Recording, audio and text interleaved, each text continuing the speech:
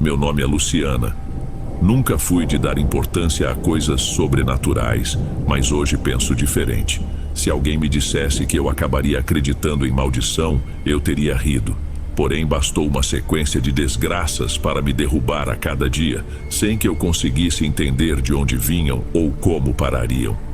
Tudo começou quando meus bichos de estimação foram morrendo, um a um, de um jeito estranho. Antes disso, eu vivia sozinha numa casa antiga que herdei do meu pai. Trabalhava meio período, conseguia pagar as contas e adorava cuidar de animais resgatados da rua. A primeira a morrer foi a gata mais velha, Mira. Resgatei-a ainda filhote, doente e tremendo, e ela sobreviveu por teimosia. Acompanhei cada tratamento, cada remédio, e ela virou minha companheira fiel. Até aquele dia em que a encontrei estendida perto da porta da sala, sem respiração. O veterinário disse que podia ser alguma infecção fulminante ou veneno.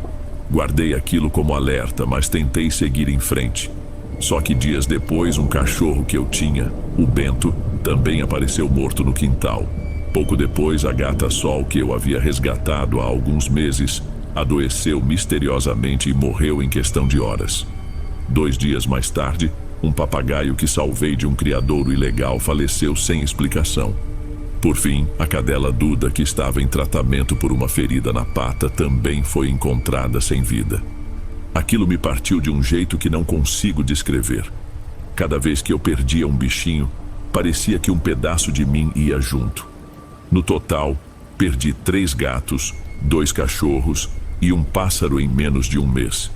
Passava as noites em claro, agoniada, tentando adivinhar se era alguma praga, alguma doença, ou se alguém do bairro estava envenenando meus animais.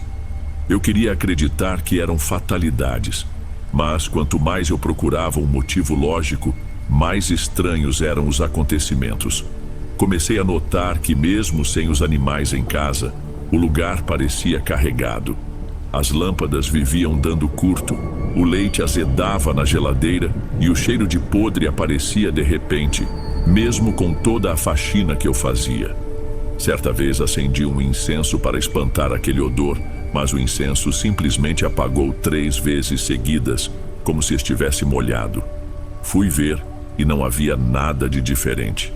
As portas rangiam à noite, e às vezes eu sentia algo como se houvesse uma presença que se movia de um cômodo para outro. Mas eu sempre tentei racionalizar, pois minha casa era muito antiga. As coisas foram piorando, meus dias de trabalho se tornaram tensos porque eu não conseguia dormir direito. Comecei a ter pesadelos repetidos. Via alguém parado ao pé da minha cama, falando meu nome bem baixinho, embora eu não pudesse enxergar o rosto. Acordava suando, o coração disparado. Eu não tinha inimizades nem vizinhos maldosos, pelo menos que eu soubesse. Sou uma pessoa simples, que gosta de ficar em casa, cuidar dos animais, ver televisão quando posso. Meu pai tinha falecido há alguns anos e não deixou muitos bens além daquela casa antiga. Mas parecia que toda a sorte que antes eu tivera sumira de repente. Comecei a ter umas dores estranhas no corpo. Acordava cheia de manchas roxas nos braços e pernas, sem ter batido em lugar nenhum. O médico atribuiu ao estresse, receitou vitaminas e aconselhou que eu descansasse mais, mas descansar como se cada dia surgia um problema diferente. Foi quando a vizinha da frente, Dona Dalva, uma senhora conhecida por suas histórias de benzedeira e rezas, me parou na calçada e disse que eu estava com a aura pesada. Você parece tão abatida, minha filha. Se eu fosse você, buscava uma ajuda para limpar essas energias ruins. Não sei se acredito nessas coisas, mas a forma como ela falou me deu um calafrio. Ela sugeriu que eu procurasse uma conhecida dela, uma mulher que fazia limpezas espirituais. No começo, relutei. Sempre fui incrédula com curandeiras e rituais. Mas a lembrança dos meus animais mortos e toda aquela sensação estranha em casa me deixaram mais aberta à ideia. Eu já não tinha nada a perder além do pouco que me restava de sanidade. Então, num fim de tarde, fui até a casa dessa mulher que chamarei de Camila. Era um lugar simples, com paredes descascadas e um portão de ferro. Antes de eu bater, Ela abriu a porta como se já soubesse que eu estava chegando. Não disse nada, apenas fez sinal para que eu entrasse. Lá dentro, o ambiente era escuro e tinha um cheiro forte de ervas. Havia algumas imagens de santos no canto, junto com velas e um copo de água. Camila apontou uma cadeira de madeira e me indicou que me sentasse ali. Senti um desconforto, como se não soubesse o que dizer ou fazer. Não precisa falar nada agora, ela disse, sentando-se à minha frente. Primeiro vou verificar a energia ao seu redor. Parece que você carrega uma carga que não é sua. Ela pegou um pote com sal grosso, esfregou um pouco nas mãos e começou a rezar em voz baixa. Foi estranho, mas enquanto ela rezava, comecei a sentir uma leve tontura, como se o ar estivesse carregado. Quando ela terminou, me olhou com seriedade. Tem algo bem ruim feito para você. Alguém de sangue seu fez um trabalho de amarração. Usaram restos de animal, talvez terra de algum lugar sujo, e direcionaram para sua casa. Você está absorvendo tudo. Fiquei sem fala. Nunca tinha passado pela minha cabeça a ideia de que alguém da minha própria família pudesse me desejar tanto mal. Mas, ao mesmo tempo, a explicação dela se encaixava em tudo que vinha acontecendo. Perguntei se dava para limpar aquela energia. Ela assentiu, mas disse que seria preciso um ritual mais forte que apenas rezas. Precisaríamos de vários dias de defumação, banhos com ervas específicas e queima de certos objetos. De início fiquei receosa. Ao mesmo tempo eu queria desesperadamente voltar a ter uma vida normal. Então aceitei e começamos o ritual naquela mesma tarde. Camila me deu um chá amargo que quase me fez vomitar, dizendo que aquilo abria meus caminhos. Depois ensinou-me orações antigas que eu nunca tinha ouvido.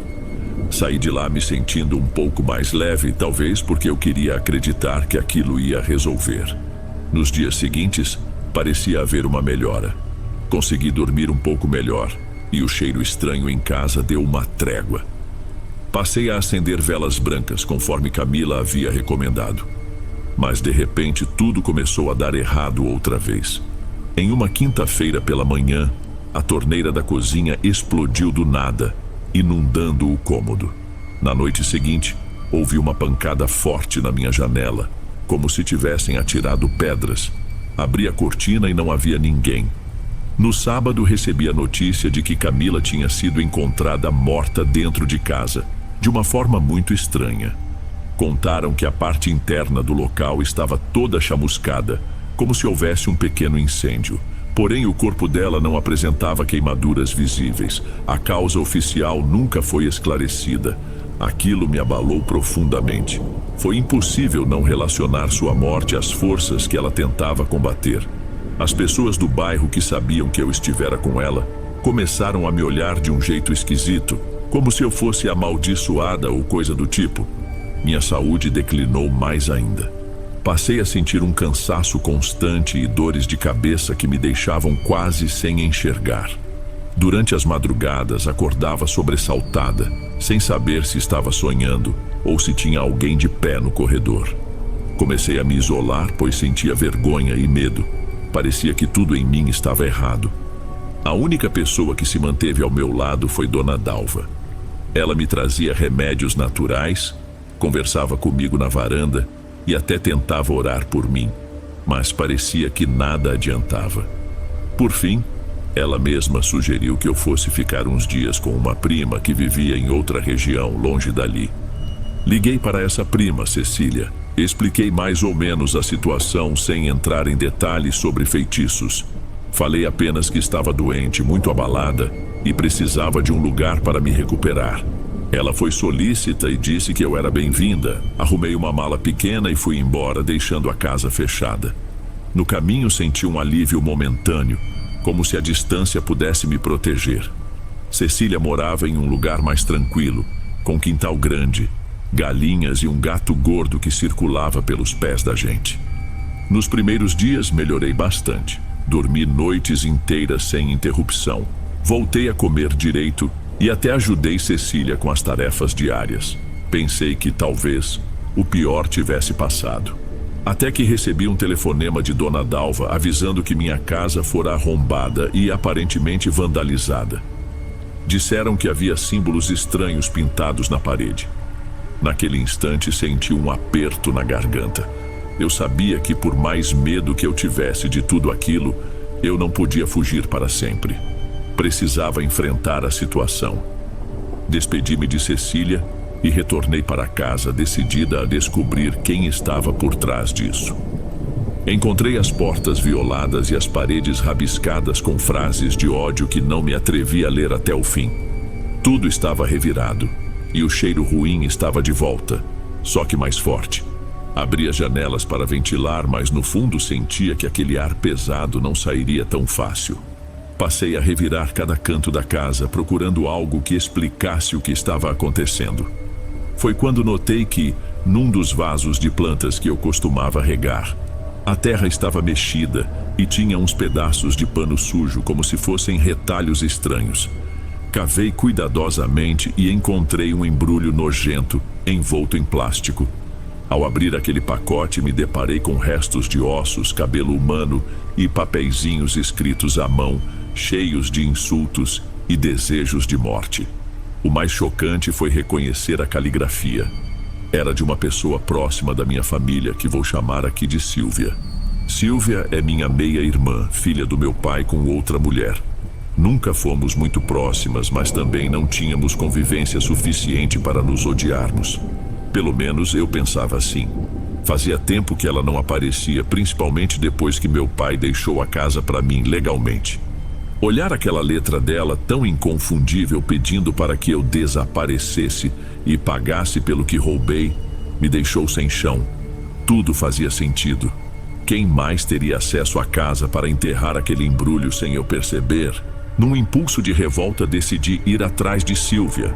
Sabia onde ela morava, mas não estava certa de como ela reagiria à minha visita. Apesar disso, segui meu instinto, ainda tremendo pela raiva e pelo medo. Quando cheguei lá, fui recebida por um silêncio estranho. O portão estava semiaberto e bati palmas. Ela surgiu com aquela expressão de quem não se surpreende nem um pouco em me ver, quase como se me esperasse. "O que você quer agora?" ela perguntou, apoiando-se no batente da porta. "Já não basta ficar com a casa do nosso pai?" Eu não consegui segurar o embrulho que estava na minha bolsa. Joguei-o aos pés dela, ainda sujo de terra. "Você fez isso comigo, Silvia?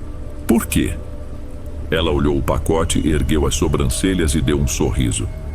"Se está maluca e acredita em feitiço, só posso lamentar. Mas não me venha com acusações sem prova." Falei que reconhecia a letra dela e que de alguma forma ela tinha entrado na minha casa. Ela apenas deu de ombros, com um ar cínico. Tentei contê-la para que me desse mais explicações, mas Silvia me empurrou, dizendo para eu sumir antes que ela partisse para algo mais sério. Aquele olhar dela me deixou paralisada. Era como se eu não conhecesse aquela pessoa, e talvez eu nunca tivesse conhecido mesmo. Fui embora sem resposta, mas com a certeza de que era ela quem envenenava meus dias. Com a morte de todos os meus bichos, percebi que ela tinha conseguido me atingir no ponto mais frágil. Na mesma noite em que voltei para casa, as coisas ficaram insuportáveis. A sensação de sufocamento era intensa, e eu tive a impressão de ouvir barulhos na cozinha. Quando cheguei lá, todos os ovos da geladeira estavam quebrados sobre o chão. Não havia sinal de arrombamento ou de bichos que pudessem ter feito aquilo. Eu me recolhi no quarto, mas não conseguia dormir. Tinha medo de que algo acontecesse se eu fechasse os olhos. Tentei ler, ver televisão, mas nada adiantava. De repente, senti um formigamento forte na mão direita, que me deixou sem sensibilidade por alguns minutos. Foi assustador porque parei de sentir meus dedos. No dia seguinte, a mão continuava doendo, mas agora havia um inchaço no pulso. Fui ao hospital para verificar. O médico não encontrou nada além de uma leve inflamação, mas eu sabia que era parte desse tormento que parecia grudar em mim. Alguns dias depois, precisei pegar um ônibus para resolver um assunto pessoal.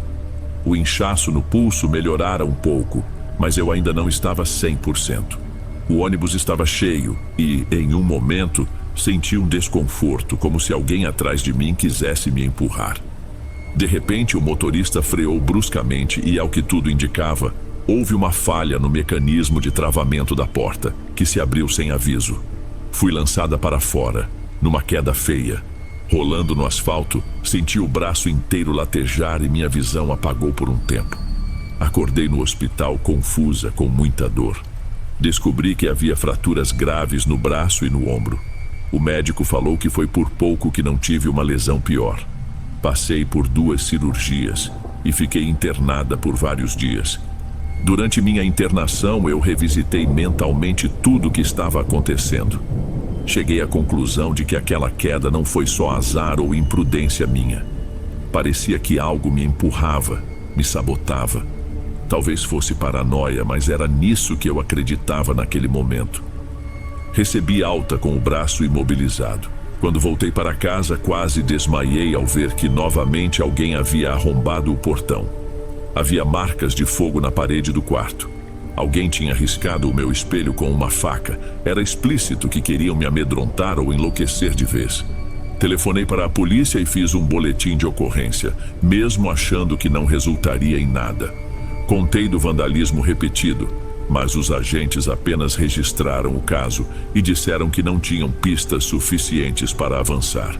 Conversei também com alguns vizinhos, mas eles se esquivaram. Não queriam se meter com coisas ruins. Fiquei sozinha na calçada, encarando o que restara da minha porta. Senti mais uma vez que não tinha mais para onde correr. Foi aí que pensei em outra pessoa, Mariel, uma benzedeira que morava perto dali, mas não tão famosa quanto Camila. Contaram que ela era discreta, só atendia quem era indicado por gente de confiança. Fui até lá com Dona Dalva, que fez a ponte. Diferentemente de Camila, a casa de Mariel era bem cuidada e arejada. Não tinha aquele ar pesado, mas sim um clima de cuidado, com plantas em todo canto. Ela me atendeu com gentileza, sem julgamentos. "Você está muito machucada", ela comentou ao me ver com o braço imobilizado e o rosto abatido. "Vou tentar ajudar, mas você vai precisar ter fé em si mesma também." Ela usou galhos de arruda, sal e água, rezando baixinho.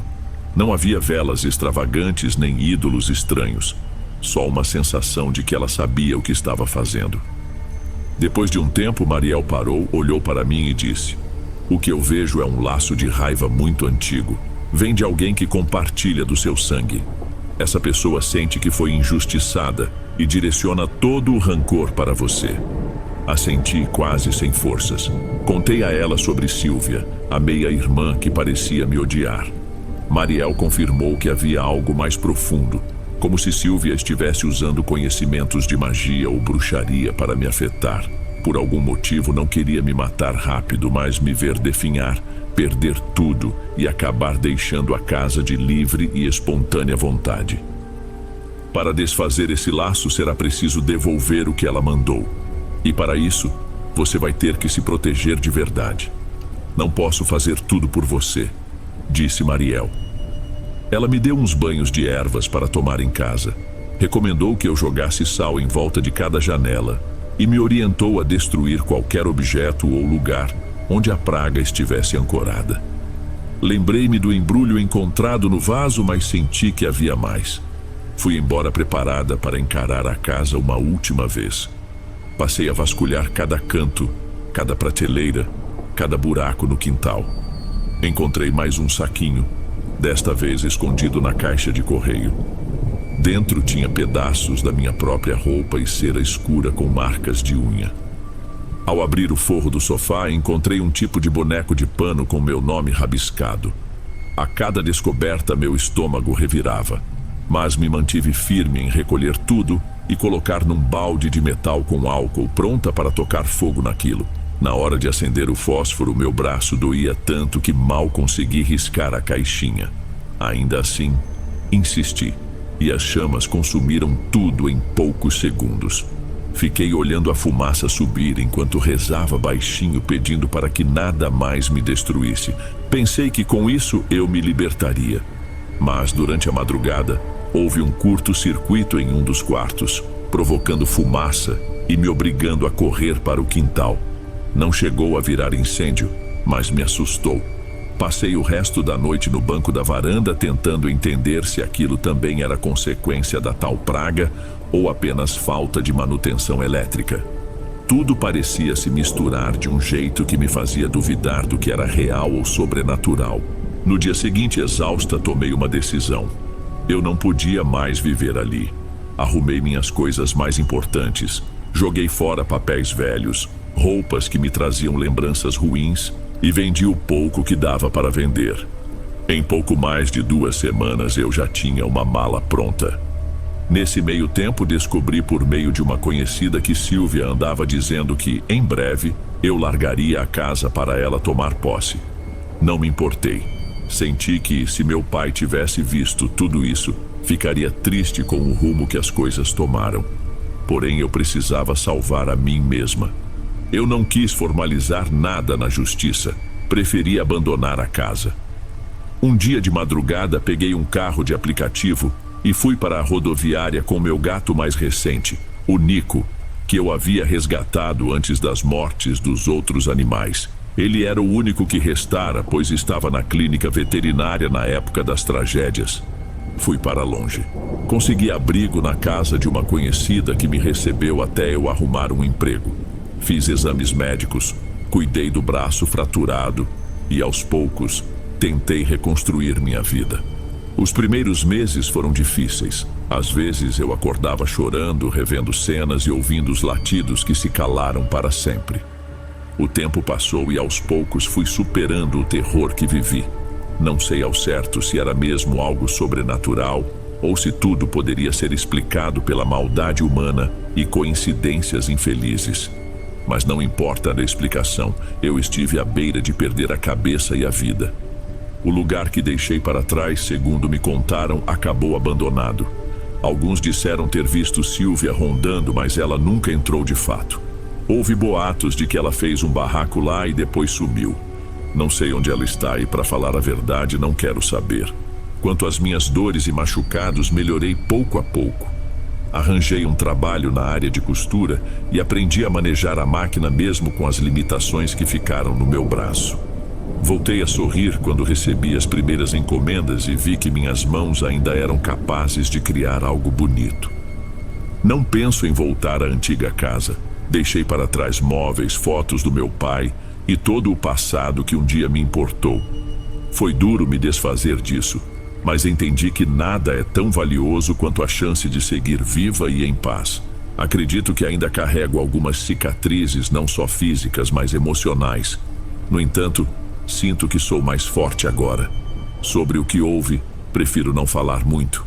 Ainda me dá calafrios pensar em feitiços ou em ossos enterrados. Só espero que onde quer que Silvia esteja, encontre algum caminho que não envolva me afundar de novo. E assim vou vivendo dia após dia, cuidando de Nico, do meu pequeno quarto alugado e dos retalhos que costuro.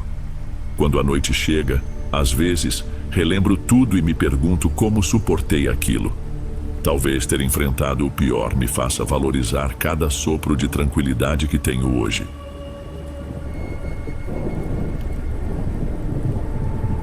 Antes de irmos para o próximo relato, verifique se você já está inscrito aqui no canal e se já ativou o sino de notificação para receber as próximas histórias.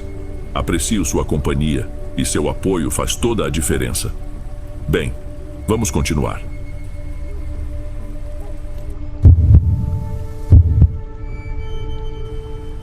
Meu nome é Rafael. Eu tinha por volta de 14 anos quando minha tia, a Leandra, resolveu reformar uma parte do terreno dela. Foi algo simples. Ela queria construir 2 cômodos e um banheiro nos fundos, pensando em alugar o espaço mais tarde. Na época, as obras chegaram a começar, mas precisaram ser interrompidas por causa de um problema de documentação na prefeitura. Quase 3 anos depois, ela retomou tudo. Então, quando a construção foi realmente retomada, eu já estava com 17 anos. Ainda assim, tive a impressão de que tudo ia ser bem rápido, pois eram paredes pequenas e um corredor estreito. Mas o que aconteceu mudou a nossa família inteira. A tia sempre foi muito independente e nunca gostou de depender dos filhos. Ela tinha 2, mas um deles morava longe e o outro estudava em outra região. Ela disse que a construção seria boa para ter uma renda extra no futuro. Eu ia lá nos fins de semana, acompanhado do meu pai, o Rogério, para ver como estavam as obras. Era um terreno plano, com um quintal grande cheio de plantas, então pensei que daria tudo certo. Numa segunda-feira cedo chegaram os trabalhadores. Eram 3 homens, todos com aparência cansada. Começaram a medir o chão, traçar a linha no cimento antigo e logo abriram um buraco na terra, bem fundo, para fazer os alicerces. Vi aquilo e comentei com meu pai que talvez tivessem escavado além do necessário, mas ele falou que devia ser o jeito deles trabalharem.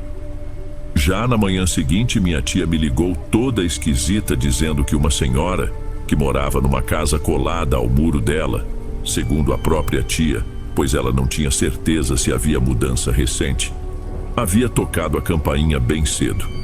A tal vizinha não entrou, ficou no portão e falava baixo, quase gaguejando. Contou que na noite anterior viu os pedreiros arrastarem algo pesado e despejarem dentro daquele buraco. Fiquei meio sem entender. Perguntei para a tia o que ela achava que era. Ela disse que a vizinha parecia convencida de que eram corpos, mas estava morrendo de medo de falar mais. Minha tia foi tomada por uma preocupação que a deixou pálida. Ela então chamou meu pai, mas não explicou o real motivo ao telefone. Só pediu que ele fosse urgente. Quando chegamos, já era quase meio-dia. A tia nos olhou com um semblante tenso. Falou do aviso que recebera da vizinha e apontou para o buraco que agora estava coberto com terra. Meu pai não falou nada por alguns segundos. Pegou uma pá que estava encostada na parede e começou a cavar com toda a força. Ele queria tirar a dúvida de uma vez. Eu fiquei de lado, sem saber como reagir. Meu pai nem cogitou parar. Cavava sem trégua. Até que, em dado momento, ele parou. Bateu a pá em alguma coisa sólida. A princípio, pensei que fosse uma pedra. Ele abaixou para ver e percebeu um detalhe estranho. Parecia um pé, mas não de pessoa. Parecia feito de algum tecido grosso. Ao limpar em volta, surgiu um leve odor azedo que se misturava à terra, embora ainda fosse discreto. Ele tentou desprender aquilo da terra, limpando com cuidado para não rasgar. Foi surgindo uma perna de pano, depois uma mão com dedos duros, feitos de madeira. Eu senti um arrepio sem saber explicar. Em seguida apareceu um rosto todo esculpido. Era um boneco. Tinha tamanho quase humano e estava pesando muito mais do que se esperaria de algo feito só de pano ou madeira, como se tivesse algo dentro, além de simples enchimento. De fato, parecia haver umidade impregnada e, vez ou outra, surgiam manchas escuras escorrendo. Meu pai, ainda impressionado, continuou a cavar e encontrou outro. 2 bonecos grandes largados ali, cheios de barro grudado. É difícil explicar como algo feito de pano e madeira podia ser tão pesado. Mas agora a gente desconfiava de que houvesse restos ou algo ainda mais macabro dentro deles. Meu pai me olhou confuso e a tia só conseguiu balbuciar. O que eles iam ganhar enterrando isso no meu quintal? Ela disse que esperaria os pedreiros voltarem no dia seguinte para esclarecer tudo. Só que eles não apareceram, nem atenderam o telefone. Desapareceram. Ferramentas ficaram jogadas ali, sacos de cimento abertos, pá e enxada ao lado das valas. Eu comecei a ficar com um sentimento ruim. Algo como se as coisas estivessem fora de lugar e todo mundo fingindo que não. Depois de uns dias, a tia decidiu que iria jogar fora aqueles bonecos. Mas, antes disso, acabou comentando com meu pai que não lembrava direito quem havia indicado aqueles homens para o serviço. Disse que alguém tinha passado o contato, mas não sabia dizer o nome nem o momento em que recebeu esse número. Parecia tudo obscuro. Quase uma semana depois, minha tia me ligou ainda mais nervosa. Falou que homens estranhos estavam rondando a rua à noite, espiando pelas brechas das janelas, mexendo na tranca do portão. Ela disse que não reconhecia o rosto deles, mas que pareciam olhar para dentro do quintal, como se estivessem à procura de algo. Meu pai tinha compromisso de trabalho e não podia ir imediatamente, então resolvi ir sozinho. Eu tinha 17 anos e achava que pelo menos faria companhia para a tia. Quando cheguei, logo percebi que ela estava agitada, o olho arregalado. Segurou meu braço, me arrastou até a cozinha e me contou que quando os pedreiros vieram, fizeram perguntas pessoais demais. Se ela guardava coisas de valor, joias, se morava sozinha. A tia apontou para uma caixinha que ficava em cima de uma estante. Era onde ela guardava bijuterias e algumas peças que herdou da mãe. Pediu que eu pegasse para mostrar que não estava paranoica. Mas quando abrimos a caixinha, ela estava completamente vazia.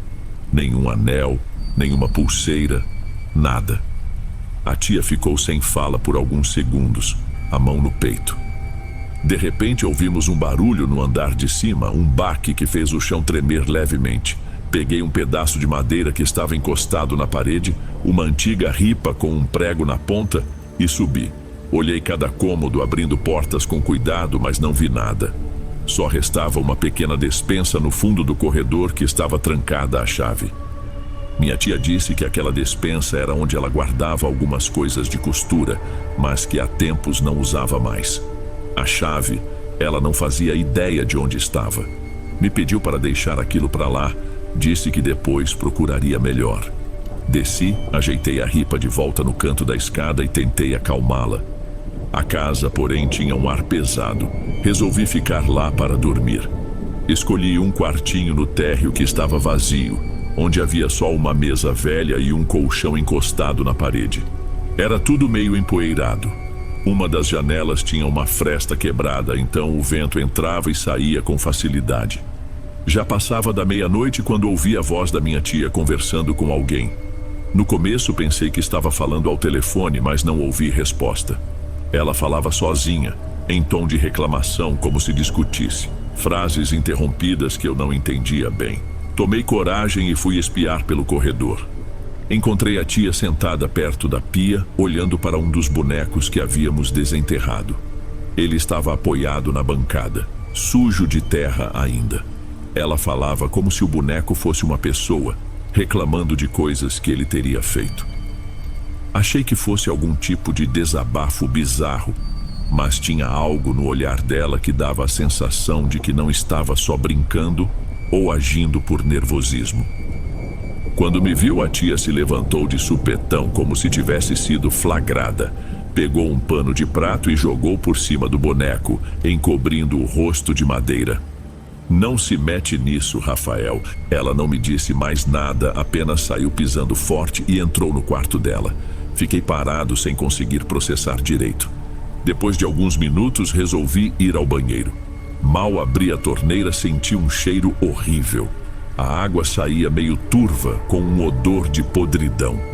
Fechei rápido e fiquei pensando em como aquela casa estava se tornando cada dia mais estranha. Nem parecia o mesmo lugar que eu conhecia na infância, com a tia sempre tão animada. Mais tarde, descobrimos que a tubulação passava perto do lugar onde os pedreiros cavaram, o que podia explicar a contaminação. Se havia algo putrefato por ali, a infiltração poderia estar chegando até a água. Voltei para o quartinho e tentei dormir, mas não conseguia parar de lembrar da cena. Ela conversando com aquele boneco, quase como se esperasse uma resposta. Por fim, adormeci tarde. Lá pelas tantas, ouvi passos no corredor como se alguém arrastasse os pés com cuidado, tentando não fazer barulho. Pensei em levantar, mas o medo de encontrar algo pior me paralisou. Na manhã seguinte, vi minha tia tentando pôr um cadeado de correntes na geladeira. Parecia daquelas correntes de bicicleta. Perguntei o que ela estava fazendo. Ela me olhou com a expressão mais natural do mundo e disse: "Eles andam mexendo na comida. Vou trancar tudo para que não peguem mais nada." Perguntei quem eram eles. Ela abaixou os olhos e murmurou que os bonecos estavam vagando à noite. Eu quis argumentar, falar que era loucura, mas tive receio de deixá-la ainda mais agitada. Ao mesmo tempo, senti um pavor por dentro, não só por imaginar que ela estivesse perdendo a sanidade, mas por algo me dizer que eu não estava vendo toda a verdade. Naquela mesma tarde, decidi que não ficaria mais ali. Quando me despedi, percebi um vazio enorme no olhar dela. Era como se estivesse presa em algo sem saída, mas também se negasse a pedir ajuda. Contei tudo ao meu pai. Ele ficou apreensivo, mas disse que eu fiz certo em sair. Ao mesmo tempo, pediu que eu passasse lá às vezes, só para ver se estava tudo bem. Foi o que fiz. Nos dias seguintes, passava na casa da tia voltando da escola, sempre na parte da tarde. Às vezes tocava a campainha, outras só espiava para ver se ela estava na varanda ou no quintal. Até que certa vez encontrei um homem parado diante do portão, olhando para dentro. Ele parecia nervoso, então o segurei pelo braço, achando que fosse um ladrão. Ele se assustou e começou a se justificar. Disse que estava ali procurando notícias de um parente que sumira. O sobrinho dele era encanador e teria sido chamado para consertar um problema de infiltração. Depois desse dia de trabalho na casa, nunca mais apareceu. O homem implorou para eu dizer se eu sabia de algo. Falei que não fazia ideia, mas que avisaria minha tia para tomar cuidado.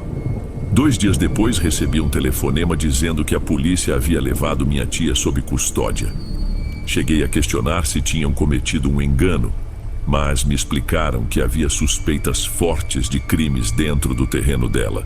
Corri até lá, mas a rua estava cheia de viaturas. Isolaram tudo. Colocaram faixas e fitas, lacraram a casa. Ouvi comentários de que escavaram vários pontos do quintal e encontraram sacos com restos humanos dentro de bonecos parecidos com aqueles que havíamos tirado do buraco. Parecia que não era só 1 ou 2. Muitos estavam ocultos por ali, como se fosse algum tipo de ritual ou forma de esconder provas de crimes.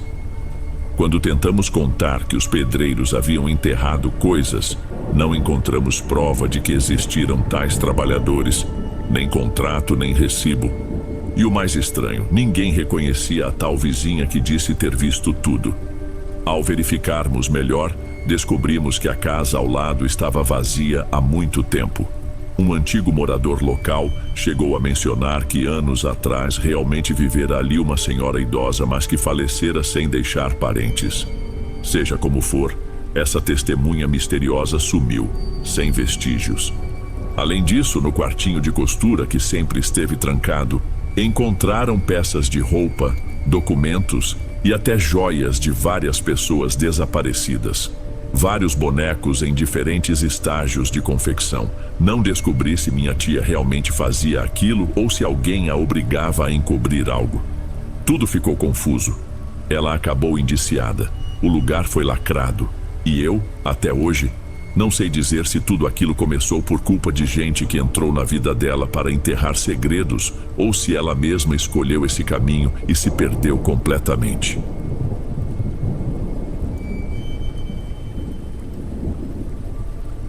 Se estiver gostando dos relatos, não se esqueça de já deixar o seu like. Ele é muito importante. Bem, vamos continuar.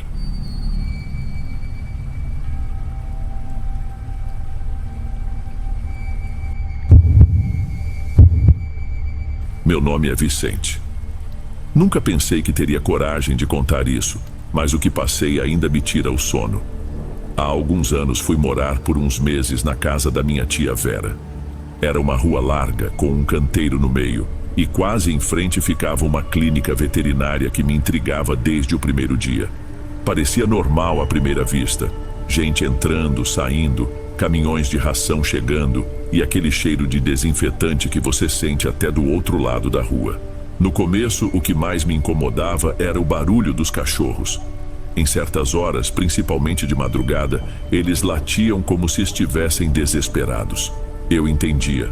Animais doentes, alguns talvez em recuperação de cirurgias. Ainda assim, havia algo naquele coro noturno que deixava todo mundo inquieto.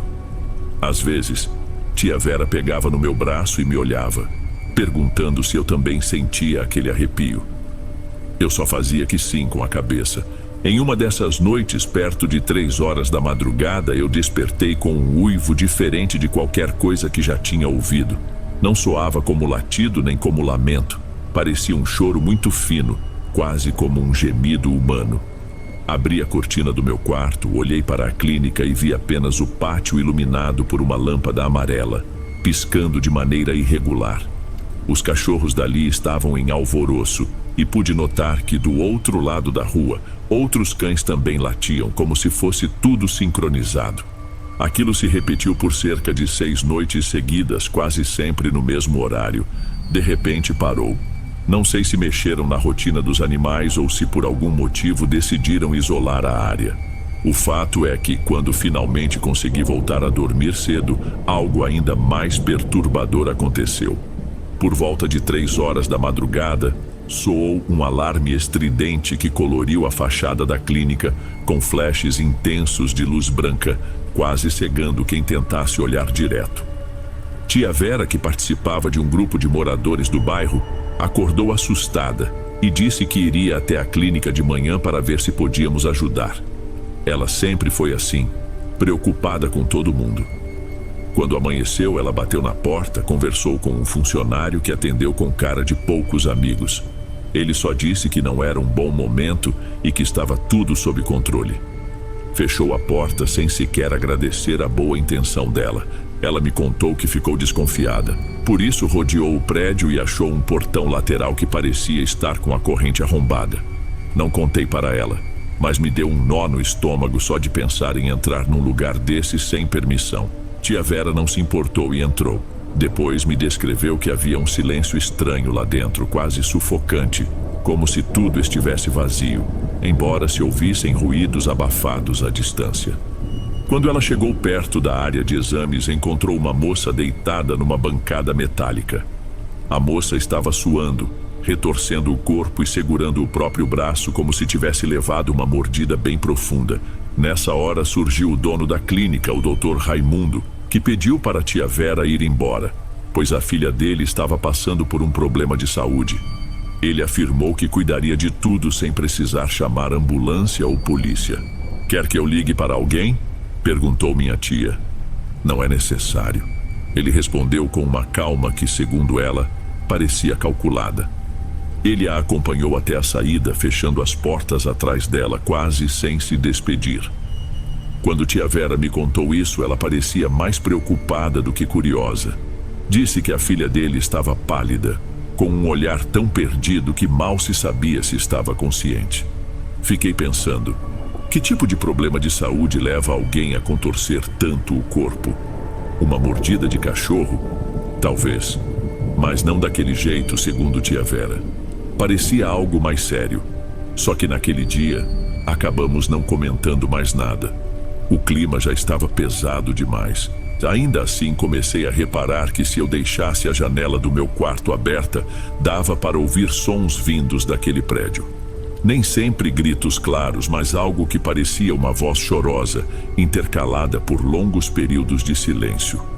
Quando caía a noite e o movimento da rua diminuía, a gente percebia ainda melhor. Uma vez, quase na hora de dormir, desliguei a televisão, fechei os olhos e foi como se escutasse soluços abafados, vindos de alguém que não aguentava mais de dor. Cerca de 3 dias depois, tia Vera saiu para resolver assuntos particulares e, quando voltou, encontrou um grupo de vizinhos perto do portão de casa. Estavam exaltados, perguntando por que ela não tinha feito nada, por que não insistira em chamar a polícia ou algo assim. Ela ficou confusa, mas logo percebeu que os gritos na clínica tinham se intensificado mais cedo, durante o período em que ela não estava em casa. Aparentemente muita gente ouviu, mas ninguém teve coragem de ir até lá. Então 2 senhoras que moravam na mesma rua se uniram à tia Vera para, enfim, ir de novo conversar com o Dr. Raimundo. Elas foram juntas, celulares em mãos, prontas para qualquer emergência. Contaram que não queriam briga, só esclarecimentos.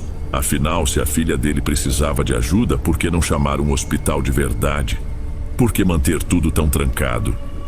Ele recebeu as 3 com o semblante fechado, mas deixou que entrassem. "Guardem seus telefones", pediu ele. "Minha filha está numa condição delicada. Eu não quero que filmem nada." Elas concordaram, mas só porque achavam que veriam uma situação de doente hospitalizada. Não esperavam o que veio depois. No interior da clínica estava tudo muito escuro. Algumas lâmpadas estavam queimadas ou deliberadamente apagadas. Quando finalmente chegaram a uma sala maior, viram a moça deitada numa maca, amarrada pelos pulsos e tornozelos. Era a mesma que tia Vera vira antes. Agora, no entanto, ela tremia quase sem parar, e a pele parecia cheia de marcas, como se ela própria tivesse se arranhado. Tia Vera me contou que naquela hora sentiu um calafrio. A moça estava inclinando o corpo para trás de forma que os músculos do pescoço ficavam esticados, como se quisesse se livrar das correias. O rosto estava inchado e os olhos se reviravam. Ainda que tudo parecesse absurdo, ninguém ali falou em fantasma ou demônio. Parecia mais uma crise, como se tivesse algo infeccioso. O Dr. Raimundo insistia em dizer que era consequência de uma mordida grave. A quem vocês chamariam se um parente estivesse nesse estado? Sussurrou ele, olhando direto nos olhos da minha tia. Ninguém respondeu. As senhoras apenas se entreolharam assustadas. O cheiro naquela sala era insuportável, uma mistura de remédio e suor.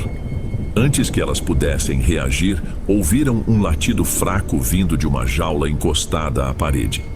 Havia um cachorro lá dentro, aparentemente ferido, com um curativo improvisado na cabeça.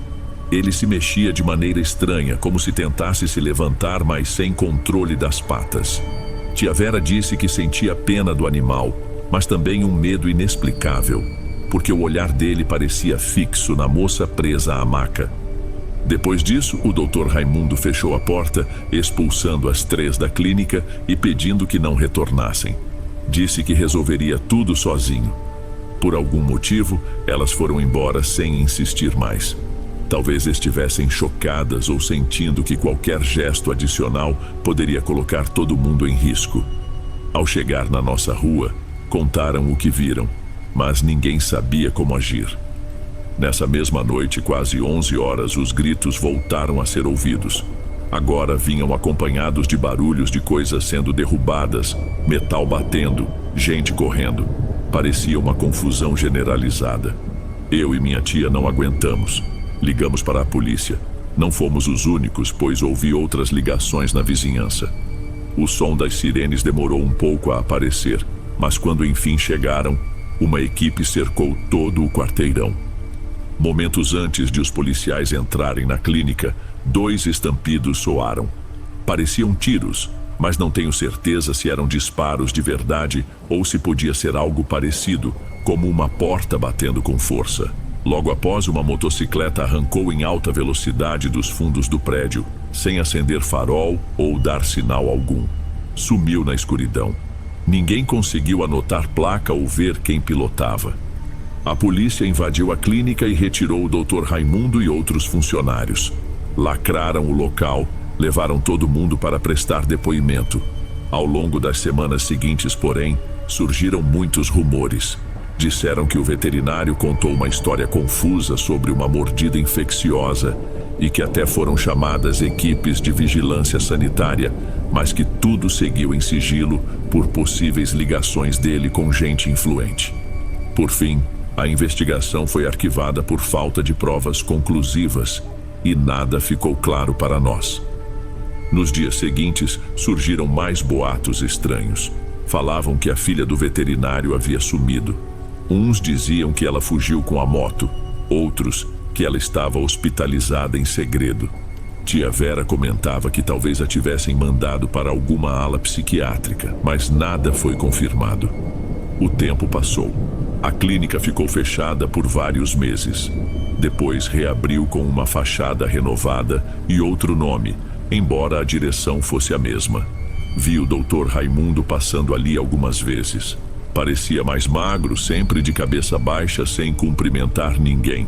Algumas pessoas ainda se lembravam da confusão, mas poucos tocavam no assunto. Era como se todos quisessem enterrar aquela história. Eu saí da casa da tia Vera pouco tempo depois e fui morar de aluguel em outro bairro. Não voltei a ver a tal moça, nem fiquei sabendo de novidades.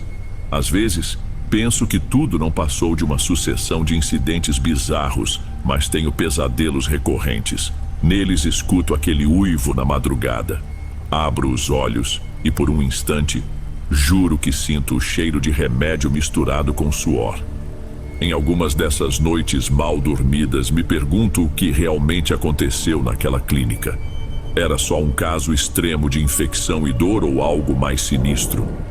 A memória da moça arqueada sobre a maca, presa e tremendo, me deixa arrepiado até hoje, porque no fundo nada foi esclarecido. Tanto a polícia quanto os jornais nunca divulgaram maiores detalhes. Acho que preferiram o silêncio a reconhecer que não tinha explicação simples. A última notícia que tive chegou por meio de uma conhecida da tia Vera, dizendo que a família do Dr. Raimundo foi embora do bairro. Alegaram problemas financeiros. Desde então, nunca mais se ouviu falar da filha dele. Não há registro de óbito nem de internação. Sempre que me recordo, sinto um aperto no peito, como se uma porta tivesse sido aberta naquela época e até hoje ela continuasse entreaberta, esperando que alguém a atravessasse de novo. Eu me chamo Vicente e essa é a história que preferia esquecer, mas talvez seja bom desabafar. Se a filha do Dr. Raimundo estiver viva e bem, espero que tenha recebido o tratamento adequado. Se não, espero que as pessoas entendam que mesmo quando tudo parece insano, há sempre uma explicação, seja ela qual for. Enquanto isso, ainda evito passar perto de qualquer clínica veterinária nas noites mais silenciosas.